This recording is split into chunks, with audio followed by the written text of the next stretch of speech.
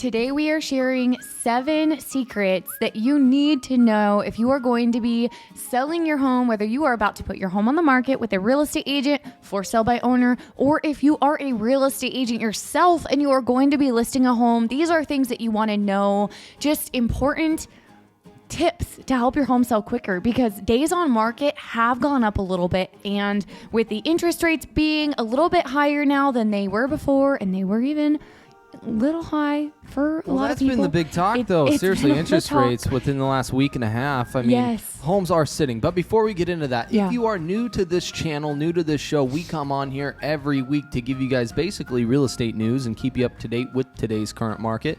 And my name's Spencer. And I'm Mariah. And this is Real Estate and Mariah and Spence. So thanks for joining in. Click that subscribe button, like, and leave some comments if you have any questions. We are always happy to go over those comments if there's a question needing answered for next show. Yes. Let's get into these. Let's get into these tips. The first one is conceal your critters. Conceal your animals. So if you are selling your home, if you're going to be putting your home on the market, ideally, I think best case scenario, say you're a home seller and you have a dog, for example, best case scenario would probably be, I know it's a hassle, but the dog leaves for every showing.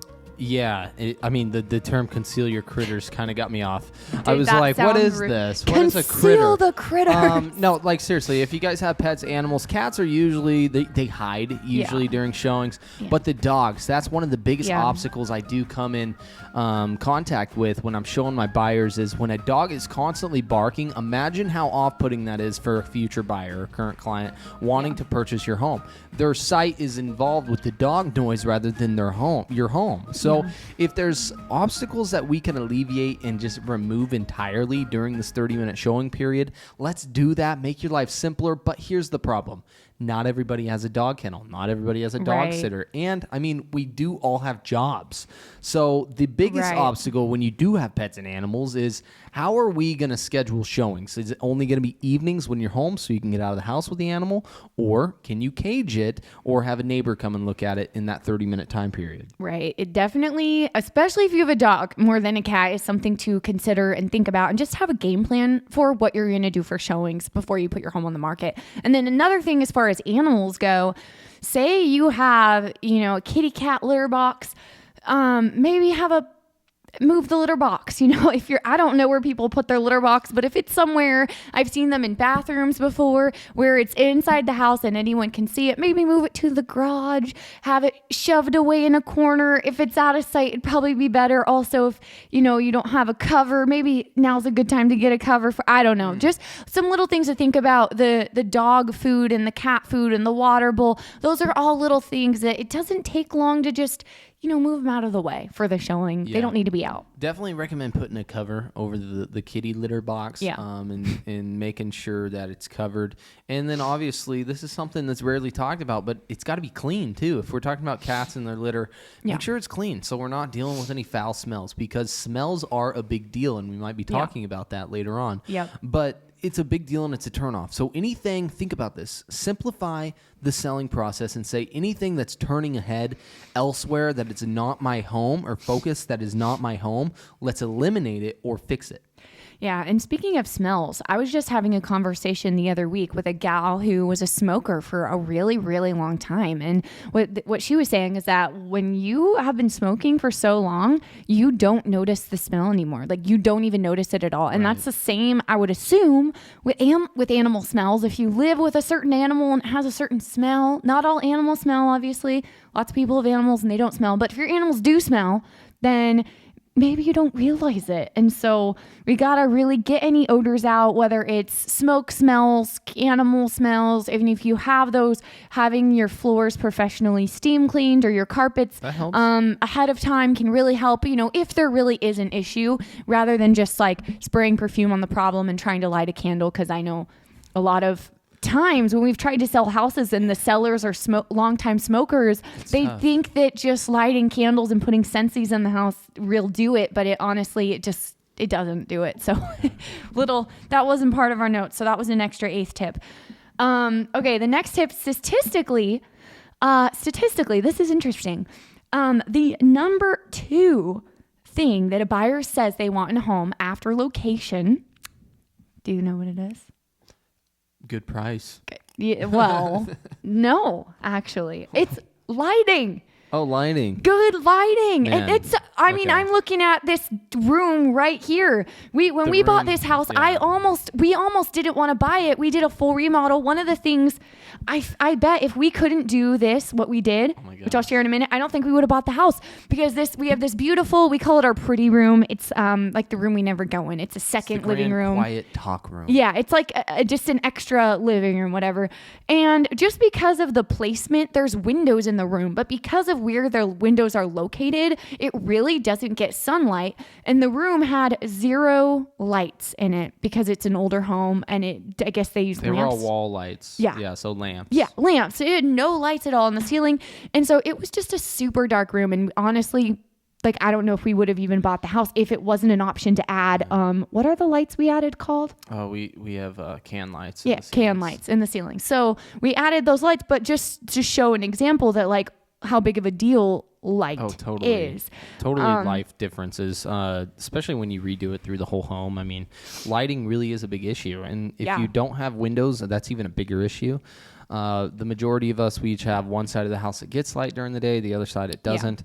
But if we can have consistent lighting, and I always recommend putting in dimmers, dimmable lighting, because the mood, the tone, the atmospheres can always feel different. And so when a showing is taking place, somebody can mess with the dimmers and then really get a feel for the home the longer they're there. And then the home will grow, and then they become more attached to these places. And once they create that memory, that's all we're needing. And they can revert, write an offer, bam, house is sold. And it's all because of possible lighting.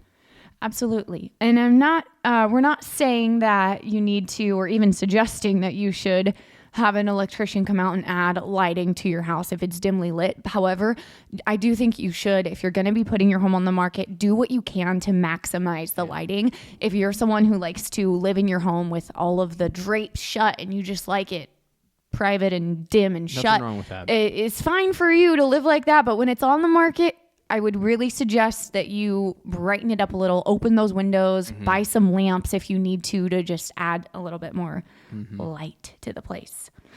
Okay, the next tip is half empty your closet. Okay, so what I think of when I hear half empty your closet, meaning don't have anything on the floors. Yeah. And I mean have all your clothes hung, basically. That's kind of my recommendation when I look into closet spaces. Yes, are they used for storage? Of course, that is what a closet is for. But you can visually open a closet and realize, man, is this cellar really messy, or are they clean, organized? Because how the buyer feels about the cellar is how they're also going to interpret the rest of the home. So if they're seeing a mess, well, what do you think else they're going to be looking for? And then they're going to go down the route with, man, did this seller really take care of the home while they have lived here? Or if it's clean, organized, all your ducks are in order, man, these sellers are on top of it. They've really taken care of things over time. Very true. People definitely think that way when they're looking at houses. And another thing is, buyers, whether you like it or not, they will be opening some of your closets and some of your cupboards to try to see just the storage space, because they need to know before they buy the house what the storage situation is like. And I always know, I can always tell when I'm showing a house, and I can always tell that when the seller has halved their closet, if you will, or decluttered before putting it on the market, because the closet, it just feels like there's so much more space to it. Yeah. And so what I would say is, if you're selling your home in the summer, then have all your winter clothes put away, like in the garage or something, just not in your closet, not even on the top shelf, or vice versa. If you're selling your home in the winter, put away your summer stuff. Just have declutter as much as you can, and just really make the storage space look good. And here's the deal. If you have kids and other things, don't worry necessarily too much. Of course, you want to organize and clean it up a little bit, but don't worry about their closet spaces. Worry about the one that really matters, and that's the master bedroom closet. The master is what matters, If you need a recommendation, I mean, walk through a new construction home right now and just see what is important to these builders to show off for buyers, especially if it's staged. And the biggies are the kitchen and the master bedroom. They always want to clarify and make sure you guys, the buyers, have enough space and room, because right now that's just really appealing. And if we have a used lived-in home, and that closet just is not being shown off appropriately or correctly, even if you did have the space and do have the space, that's a problem. And clean it out. Make sure that master closet is nice looking, shows off the space, organized. And ultimately, like Mariah said, go store some stuff in the garage and put it in a box, put it in a bin, especially during the home sale. Yeah. Okay, tip number 4 is take the home out of your house. So you don't have to go too crazy, but it does help to depersonalize. I know a lot of real estate agents will tell you to take every single family photo off the walls. I don't know that that's always necessary. But you can for sure, I mean, declutter is what I always say. Declutter, depersonalize a little, and I wouldn't say to necessarily take everything off your walls because like staging, you want to have some decor. So use your best discernment for that. But I would say depersonalize at least a little bit. Absolutely. Yeah. I think that is important. Depersonalizing, meaning just take away the home family photos. Of course, maybe you can dedicate one small section or a wall, or just incorporate a few photos on maybe the nightstand or an open shelf. Yeah. But just don't have the whole home decorated with your family. So just where everywhere. A buyer looks, they see your face. We definitely want to visualize and make sure it's known that when they purchase the home, it's going to be theirs. So maybe it allows them during their showing time to visualize their spaces. And when you're decorating with your own personal touches and your family, it's hard for people to really get that concept and grasp. So that's why we really encourage you guys to personalize. I like that. Depersonalize your home. All right. The first impression is the only impression. That is tip number 5. And what that means, we've talked about this before when sharing shows with sellers, and it's kind of hard not to talk about when you're talking about sellers, because it is so true though that if you're outside of your home is not taken care of, there's a really good chance they won't even make it to see the interior listing photos, and you could have just missed out on a buyer. And 94% of buyers are coming in from online. So let's make sure by far our landscaping, but ultimately our cover photo, whatever your photo is used in the beginning where people are seeing, make sure that thing is looking pristine, glamorous. We're not lying, of course, but it's looking approachable. And that's the very key word is that, approachable, because if it's not, you got tall grass, it's hiding some home fixtures just because, you really want to get your home on the market and it's, you only had 3 days to do it. It might be better for you to take 5 days or even a week until you get your home listed, because like I said, 94% of buyers are coming in from online. So that visual appearance, it's shallow but very true. The visual appearance without ever seeing your home is so important, and that starts with a great cover photo. It's true. My next tip for home sellers / for realtors to tell your home sellers is always have your home ready to show. Always have it show ready when it's listed, because it's so true that you could, leave the house. You haven't had any showings in a week, and so you're not expecting anything. You left the house. It's a mess. You left for work. You dropped your kids off at school or whatever, and then someone that has like the most interested buyer ever ready to go. They're only in town till, in another hour, like they're going to leave town and their flight leaves and they're going to miss their chance to see your home. Like situations like that do happen where it's like, they need to get in right now. And of course, as a seller, you never have to say yes to a showing. But when certain situations like that happen, sometimes you just don't want to miss out, especially when things are a little bit slower for sellers and taking a little longer to sell. So if you could, I know it just honestly sucks when your home's on the market. Honestly, there's no other way to really say it. It's not fun. It does get daunting having to have it show ready all the time. But just know, like, it's not going to last forever. And the more you can have it show ready at first and just get all your showings out of the way, the sooner you can be done and have it under contract. Absolutely. Okay. Last but not least, our 7th tip is super important. Price it right from the start. I think that's a big right now. That's a right now one. They're making it right now. And it's now. I get it. Sellers, you want the most for your money, right? You want the most for this home you've lived in for X amount of years, and You're trying to take advantage of a market. But in the end, strategically, what we're seeing is it's not helping you and it's hurting you in the long run. And everybody wants a bigger dollar. Okay, I want a bigger dollar, of course. But at the end of the day, it's got to be realistic. And if you're not realistic, you're going to get passed by and ultimately just kind of, I shouldn't say laughed at, but looked at and like, no. And that's even more of a turnoff. So then you have to deal with price reduction. And when people start seeing, $50 plus $100,000 price reductions, man, that's a big problem. And from the get-go. Yep. And so if that's really happening and maybe you're trying that strategy, I recommend you terminate the listing and then repost it with a new listing, just to eliminate all that information. Of course, it's still going to be online and on the MLSs, but the new listing itself that will be attached will not show those price reductions, and it will be priced appropriately and there to stay and remain. So maybe it could even drive in multiple offers as a new listing. But realistically, this is a big problem, though, that this market, we're seeing it a lot right now. And, I don't know if it's even the seller's fault, but it could be the realtor's fault. But also, just to cut people some slack, it's hard to price homes in a market like this because things are when there's like 3 homes available and it's a specific home and property. Right. There's hardly any homes to do CMAs for, and like we're so low on inventory. Mm-hmm.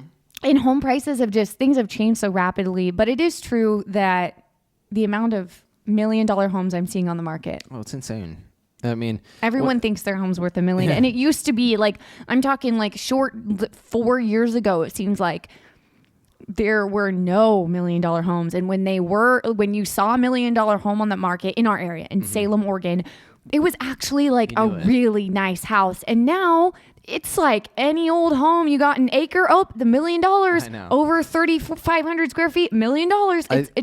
It's wild. I just think what's killing people though is we're getting these listings and we see them and they're out there and they do sell. I mean, they do. Eventually. Because buyers are looking and willing and wanting to be in those specific areas. And when inventory's low, that's obviously what's driving these prices to remain so high. But when people are viewing these homes specifically and they look at the price tag and then they also look at the work acquired to make it right for them, man, there's an extra additional figure rather than sales price. So there's more to deal with, more to worry about. And so if the home isn't really ready to be listed at that price, I usually don't recommend this, but sellers, you just got to make an adjustment. And that's usually going to become condition or price. Yep. That's the way it works. That's where you got to trust that real estate agent and see what's best for you in the short term and long term. Everybody has their own goals and real estate goals. But from my experience, sellers, there's a reason why you list your house, right? You want to get your home sold. You want to get money in your bank. You want to go reinvest that money into another property. And I hear it literally every month. I'm not in a hurry to sell. This is usually coming from for sale by owners because that's what I specialize in and get listings from. And, at the end of the day, after 30 or so days, they're saying, I'm ready to list. And it's exhausting being a seller that remains on market. And I really think that's value for you guys viewing this show today is take these tips to heart. Yeah, you maybe already knew 2 or 3, but maybe you're not applying 2 of them. So make those simple adjustments, and it could just be as simple as smells and curb appeal. Take a weekend and put some sweat equity into your home, and that could honestly get the job done. Revamp the listing photo, bam, find a buyer. Yep. Good advice. Thank you, Spencer. Well, thank you guys for hanging out with us. We love getting to hang out with you guys every single week. Hit the thumbs up button if you listen to this video all the way through. Head over to our channel. We have a handful of playlists that you might find value from, and we'll see you next week.